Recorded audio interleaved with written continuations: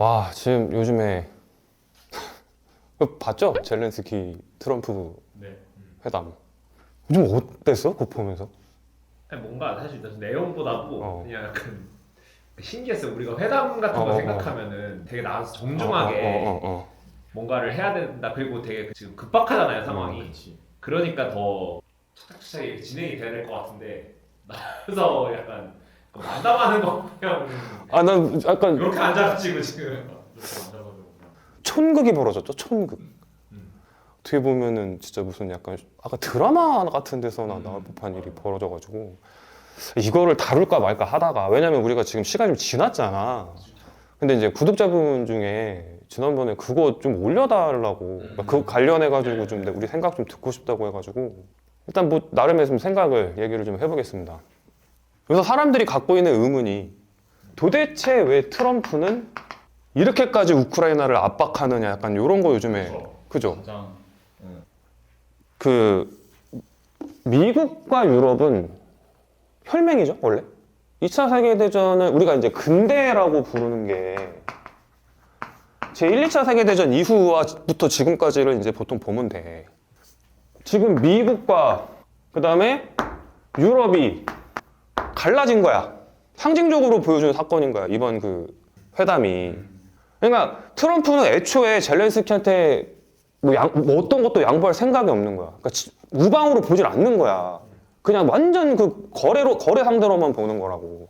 좀 과거로 좀 돌아가 볼 필요가 있는데, 우리가 지금 당연하게 생각하고 있는 것들. 예를 들면, 우리가 지금 우크라이나에서 침공을 받았을 때 분노하지, 사람들은. 왜 그래? 그런 일이 없잖아. 이유 없이 남을 힘으로 어떤 명분도 없이 들어가가지고.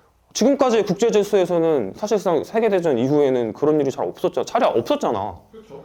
중동에 막 이런 좀 복잡한 이해관계가 걸쳐가지고 나오는 것들 말고는 이렇게 대규모로 전면전이 들어간 게 잘 없었단 말이야. 충격을 받은 거야, 사람들이 이미 거기서. 그게 뭐냐면은 지금 이 세계를 유지하고 있는 질서가 맨 처음에 그 기초가 마련된 거는 처칠하고 루스벨트가 대서양 헌장이라는 거를 이제 조약을 맺는데, 그게 지금 우리가 그냥 디폴트로 생각하고 있는 국제 질서의 기본이 된 거야. 한 1조, 3조, 4조 정도를 좀 볼 필요가 있어. 그러니까 이게 내용이 길어가지고 외우진 못하는데, 서로 이유 없이 남의 영토 침범하지 않는다. 1조. 그 다음에 3조가 좀 전에 3.1운동 얘기한 민족 자결주의를 얘기하는 거야. 그 다음에 4조가 우리가 지금 이제 자유로운 무역을 허락한다. 세계 평화를 우린 담보로 해서 자유로운 무역을 뭐 허용한다. 뭐 이런 얘기가 나와 있어. 이게 41년도인가 그렇거든? 처칠하고 루즈벨트가 한 거야. 사실상 좀 전에도 민족 자결주의 얘기했지만 그냥 미국이 힘으로 그냥 영국이 그동안 세계를 지배하고 있던 국제 질서를 찍어 누른 거야. 그러면 전쟁이 이제 끝나지? 45년 끝나잖아. 그 직전에 뭐해? 브레튼 우즈 제재에서. 이 내용대로 우리 그때도 얘기했지만 달러를 금에다가 고정시켜가지고 우리 나중에 그 가트 체제 막 이런 것도 만든다고 했지. 그 이제 세계 막 완전 그 세계화 이제 뭐 무역을 막 그러면서 미국이 마셜 플랜 맨날 나오는데, 마셜 플랜 얘기 진짜 할 때마다 나오는 것 같은데, 미국이 유럽 재건을 돕겠다. 왜 마셜 플랜? 그러니까 니들은 내가 얘기한 세계 질서 따라. 달러 기축 통화하고. 지금 요 세계였던 거야, 지금까지. 그러면서 지난번 우리가 그 가트 자유무역 강조하고, 그죠? 이거 학교에서 배우지. 와, 벌써 재미없다. 그지? 그러니까 지금 미국이 이 대서양 헌장을 통해 가지고 사실상 유럽하고 지금까지 꽁짝해서 이 지금의 세계 질서를 만든 건데, 지금 뭐가 깨진 거야? 지금 이게 사실상 깨진 거야. 그리고 또 트럼프가 뭐 서로 여기 브레튼 우즈 체제에 따르면은 뭐 서로 자유무역 강조하고 막 이랬잖아. 근데 지금 이것도 다 지금 깨진 거야. 오늘부터 관세 한 해 만에 이렇게 네. 해가지고 어제도 미정 박살났던. 그러니까 내가 지금 이거 1부, 2부로 준비를 좀 해놨는데, 여기서 이것까지 다 얘기하면 너무 내용이 이제 잡스러워지니까 2부에 얘기를 할 거야. 근데 어쨌든 중요한 거는 서유럽, 특히 서유럽과 독일, 뭐 일본도 마찬가지지만 특히 독일 이런 나라들은 엄청난 수혜를 받아왔어. 사실 패전국이잖아, 독일은. 그렇죠. 근데 미국이 독일 얼마나 계속 뒷봐줬냐. 그렇잖아. 물론 중간에 일본하고 독일이 뭐 한번 깨갱했지만 뭐 플라자비도 그때 내가 얘기했었잖아. 일본도 한 번씩 마트에 가고 했지만 어쨌든 지금도 이 유럽의 맹주로 유럽연합의 맹주로 미국은 늘 인정을 해줬단 말이야. 그러니까 그걸 상징적으로 보여주는 게 나토잖아. 그러니까 이 나토가 뭐냐면은 단순하게 이거를 그냥 이렇게 그냥 서류로만 이렇게 해놓으면 뭔 힘이 있어. 근데 뭐야 이 나토 회원국한테 뭐 누구야 소련이나 러시아 그쪽이지 뭐가 있냐. 걔네들이 들어오면 자동 참전. 너희들의 안보 미국이 보호해 줄 거야. 대신에 니들은 다 요거 따라와. 여태까지. 그게 깨진 거라고. 그러니까 지금 유럽에서 난리가 난 거야. 그러니까 지금 우리 뉴스 보면은 유럽에서 지금 자꾸 우파, 뭐 극우라고 표현을 하는데 사실 우리가 물론 내가 히틀러 얘기를 언젠간 할 거야. 히틀러 얘기를 언젠간 내가 요즘 이슈가 너무 많아가지고 뭐 사실 뭐 이러다 뭐 이슈로 유튜브 뭘 아무튼 간에 히틀러 얘기를 언젠간 할 거지만 우리가 흔히 얘기하는 극우라고 불리는 세력들이 집권하는 게 이런 게 당연해. 사실 지금 같은 세상을 보면 지금 사람은 기본적으로 무섭고 이러면은 그러니까 옛날에도 이제 막 전쟁이 벌어질 것 같고 이러면은 내가 그때 마블 편에서도 얘기했지만 내가 갖고 있는 권한을 정부에 양도를 하고 그게 민족적으로 막 뭉치기 시작해. 그러니까 지금 뭐 난민 싫고 이런 게 표면적으로 나타나는 거 여러 가지가 있지만 그게 전반적으로 그냥 이렇게 막 사람들이 그냥 그게 우리는 이제 아무래도 민주국가들이니까 유럽이나 이런 나라들은 그게 이제 표에서 반영이 되니까 그런 사람들이 자꾸 집권을 하는 거야. 그래가지고 아무튼 간에 요런 나토가 지금 어떻게 보면 미국을 중심으로 했던 요런 것들이 깨지고 있는 거잖아. 그러면 또 하나 여기서 얘기해 볼 게 있어. 그러면은 지금 미국과 유럽이 지금 갈라졌잖아. 네. 이 사태를 만든 게 중국이야. 물론 여러 가지 원인들이 있지만 일단 중국이야. 그래서 미국은 어쩔 수 없이 러시아랑 협력할 수밖에 없는 거야. 도대체 중국이 뭐길래? 기본적으로 제국의 말기가 되면 그냥 돈을 뿌려. 어떤 제국든 다 그랬어. 그러면 돈을 그냥 뿌릴 수는 없잖아. 은행 대출이 있을 거고 국채. 그러면 이제 여태까지 여러 제국이 있었지만 미 제국이 선택한 방법은 뭐냐면 달러를 찍어내면 이 국채를 누군가 사줘야 돼. 왜? 이자율을 낮게 유지를 하려면 누군가는 국채를 사줘야 돼. 그거를 독일하고 일본이 해! 라고 암묵적으로도 아니야. 내가 니네들 2등, 3등 하게 해줄게. 내 거 국채 사. 얘네들이. 그 국채를 비싼 값에 계속 사주는 거야. 그러면서 이 세계화가 유지가 된 거야. 여태. 근데 중간에 값싼 이 해외 시장, 이 중국이라는 공간을 발견하고 중국을 세계 시장에 편입을 시켜주는데 그러면서 뭐해? 중국이 이제 엄청나게 고속 성장을 하잖아. 그러면 또 뭐 하겠어? 국채. 그러니까 지금과 같은 세계 질서를 유지하려면 국채를 누군가 사줘야 되는데 그게 중국이 엄청나게 사줬었어. 이게 좀 어려운 것 같은데 별 어려울 게 없어. 돈을 찍어야 되니까 채권을 팔아야 되잖아. 채권을 원래는 일본하고 독일이 사줬어. 근데 그 다음에 이제 경제 성장을 중국이 하니까 원래 중국이 또 사줬어. 그러면서 뭐 세계가 계속 이렇게 돌아갔어. 뭐 그럭저럭. 근데 누구나 알고 있는 시진핑이 딱 집권하자마자 채권도 안 사.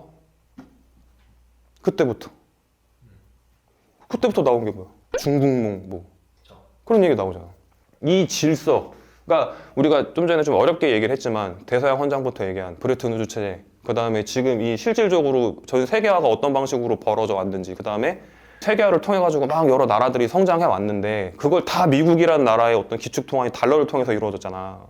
그걸 중국이 시진핑 시대에 딱 반기를 딱 들어버린 거야. 그러니까 미국이 엄청 힘들어지죠. 국채를 안 사니까. 내가 아까 제국은 항상 돈을 찍어낸다 그랬잖아. 이게 이제 제국이 망하는 걸 보면 항상 언제 망하냐면 국채가 갖고 있는 그 이자 가격 있지. 지금 방금도 채권 얘기 계속 했잖아. 그것보다 국방비가 더 올라가면은 나라가 망해. 그 제국이라는 건 큰 영토를 유지를 해야 되잖아. 물론 지금 미국이 뭐 다른 나라 영토를 직접 갖고 있지는 않지만 군대를 보내잖아. 그래서 이거 가장 대표적으로 보여줬던 사건이 스페인 제국 기억나? 그 펠리페 2세가 그러니까 자본주의가 시작됐다고 하는 게 스페인이 최후의 농업국가 이런 얘기가 나오는 게 그 펠리페 2세가 그 큰 방대한 영토를 이제 유지를 해야 되니까 계속 돈을 그 자본가들한테 빌려 쓰는 거야. 계속. 그러니까 나중에 어떻게 돼? 이 국방비가, 그러니까 군비가 감당이 안 되잖아. 그래 스페인 제국이 몰락해. 근데 지금 미국이 이 중국이 2006년인가부터 이 채권에 대한 이제 비율을 막 낮추니까 사는 거를 막 안 해주니까 다시 지금 일본이 1위가 됐거든. 근데 일본 경제력이 옛날 같지 않잖아. 그러니까 어떻게 돼 지금? 지금 트럼프가 맨날 하는 게 뭐야? 맨날 국방비. 지난번에도 얘기했잖아. 다 철수시키고. 그치. 국방비. 뭐 그런 얘기도 있더라고. 뭐 동맹국한테 자꾸 저런 식으로 강력하게 뭐 하면 뭐 미국 제국이 뭐 유지가 될 수 아니 이미 유지가 안 돼서 지금 이런 얘기를 하는 거야. 이미 미 제국은 그러니까 지금 이 옛날에 팍스 아메리카가 사실 끝난 거야. 이 군비가 감당이 안 돼. 그러니까 원래 지금 뭐 유럽 트럼프가 유럽한테 지금 뭐 4% 5% 올리라고 막 이러잖아. GDP 대비 군비. 원래 근데 이때 옛날부터 2016년에도 그렇고 계속 2% 유지하라 이런 식으로 원래 얘기했었어. 원래 얘기했는데 미국이 말을 안 들어먹은 거야. 아니 유럽이 말을 안 들어먹은 거야. 약간 유럽이 그러니까 사실 이런 얘기하면 유럽 사람들이 별로 안 좋아하겠지만 진짜 이 미국이란 나라가 없었으면 망해도 몇 번씩 망했을 나라 내가 볼 때. 유럽을 대표하는 정치 시스템은 사실상 사회주의야. 삼인주의로 대표되는. 물론 왔다 갔다 하지만 뭐 영국의 대처도 있고 어쩌고 하지만 사실상 큰 흐름으로 보면은 그 복지. 그래서 예전에 우리 90년대랑 2000년대 초반에 보면 가장 우리나라 사람들이 유학 가거나 가서 살고 싶어 하는 나라들이 유럽이잖아. 근데 그게 알고 보면은 다 미국이 더러운 손은 다 미국이 해주고 있었던 거야. 항공모함부터. 그럼 또 이 미국과 뭐 이건 미국도 마찬가지지만 미국과 우리나라도 마찬가지야. 미국, 우리나라, 일본과 같은 자유선진국들이 누렸던 이 풍요 그걸 다 어디서 나온 거야? 특히 최근에 다 중국의 값싼 노동력에서 나온 거야. 너희들 그 핸드폰에 들어가는 뭐 반도체, 뭐 히토류 막 이런 것들 그 사실 광물 자체는 아프리카나 지금도 뭐 우크라이나 얘기도 하고 러시아도 있고 뭐 어쩌고 하는데 그걸 지금과 같이 체계적으로 국가적 차원에서 생산해낼 수 있는 거는 중국밖에 없어요. 왜냐면 중국은 인권이 별로 없었거든 그동안. 중국은 중앙 통제력을 갖고 있는 나라인데 인권이 그렇게 중요시되던 나라가 당이 중요하잖아. 근데 이걸 민주주의 국가에서 할 수 있겠니?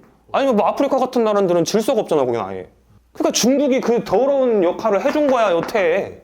우리가 지금 예를 들어가지고 여러 가지 지금 세계화를 통해가지고 누리고 있는 이 풍요가 다 어떻게 보면 미국이 갖고 있는 힘의 논리와 최근 한 20년 동안에는 중국이 갖고 있는 값싼 노동력, 뭐 요새는 뭐 베트남 이런 데로 가대? 그러니까 이런 것들이 그 질서가 유지가 됐던 건데 중국이 나 이제 그 더러운 거 안 할 거야. 왜 니들만 해?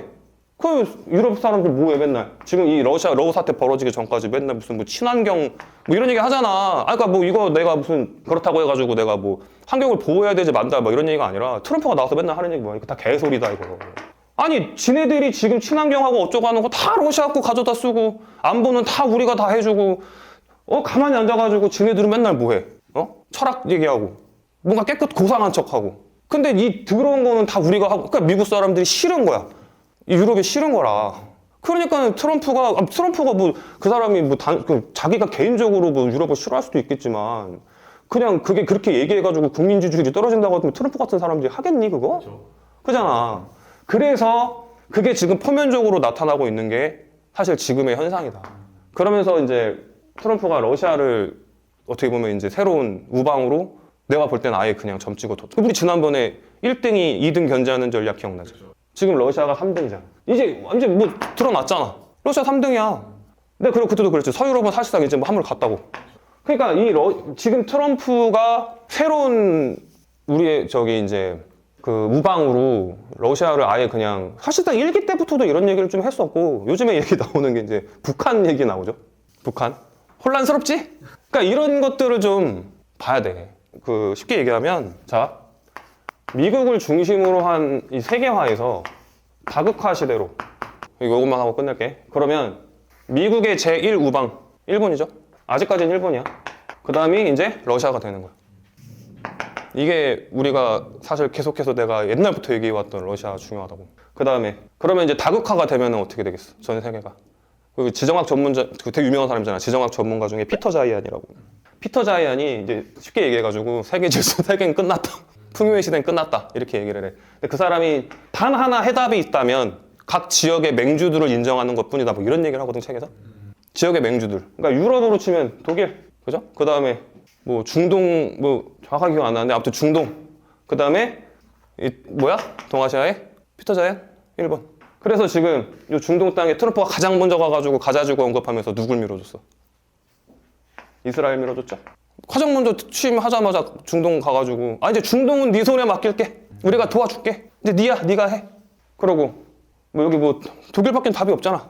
독일밖에 답이 없어. 아 누가 할 건데? 뭐 프랑스가 할 수 있을 것 같아? 못해. 프랑스는 만년이 인재야. 아 뭐 역사를 공부하면 알잖아. 그죠? 프랑스는 안 돼. 영국은 끝났고. 그 다음에 그 저기 일본 우리 회사가 얼마 전에 그거 봤습니다. 캡틴 아메리카 저기 브레이브 뉴월드인가? 그죠. 맞냐? 맞냐? 제목 그거 맞냐? 네. 거기 일본 어떻게 나와? 엄청 예쁘게 나오지? 그죠. 일본과 뭔가 이제 막 절대로 막 협력이 끊어지면 안 되고 막 그걸 구해내는 게 미국의 캡틴이지? 그냥 영화 속에 다 드러나는 거야. 아무튼 지금 미국이 바라보는 시선은 그거고 피터 자이아는 뭐라 그러냐면은 너 어떻게 생각해? 이 지금 새로운 다극화되는 이제 아메리카는 당연히 여기 미국이 하는 거고 이제 요 세계에서 뭐 이렇게 될 것 같아? 피터 자이아는 회의론자입니다. 그러니까 방법을 이렇게 얘기한 거고 그쵸. 안 될 것 같다. 아니 그러니까 그 사람은 이제 아니 예를 들면 넌 물어볼게. 너 일본이 우리 저기 동아시아 맹주 된다는데 아까 중국 지금 사람들 많이 싫어하잖아. 근데 일본은 뭐 좋아하냐? 아 동아시아 3국 이래봐야 사실상 대만 포함해가지고 4개밖에 없고 대만도 지금 뭐 근데 그럼 사실상 중국 일본 한중일이잖아 한중일. 근데 그거를 일본 빼고 이걸 누가 인정하냐고. 그죠. 야 그리고 중동에 지금 미국이 여기 어쩌고 했는데 중동을 몰라? 중동은 미안하지만 통합이 되기가 그렇게 쉽지가 않아요. 그래가지고 이제 나는 그렇게는 보는 거고 이게 이제 일부 요거까지 좀 정세를 좀 이해를 했으면 뭐 앞으로 그러면은 우리나라 어떻게 되는데 그리고 가장 가까이 좀 전에도 얘기한 일본하고 중국하고 한중일 그 뭐야 뭐 일본이 맹주가 된다고 미쳤어? 나한테 지금 이럴 거 아니야. 그렇지 댓글로. 그러잖아. 나는 그런 걸 바라는 게 아니라 그냥 이제 내가 생각하고 있는 국제 정세를 보는 시각 그 다음에 나는 그리고 그렇게 생각해 이렇게 이제 이런 어떻게 보면 미래를 예측하는 거잖아 이런 사람들이. 근데 나도 마찬가지야. 꼭 그렇게 될 거라고 보지 않아. 왜냐면 나는 결정론자가 아니에요.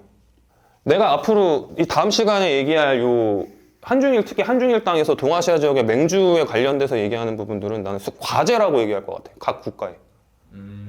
이제 내 한국도 좀 같이 얘기를 해볼 건데 그건 내가 2부에 하겠습니다.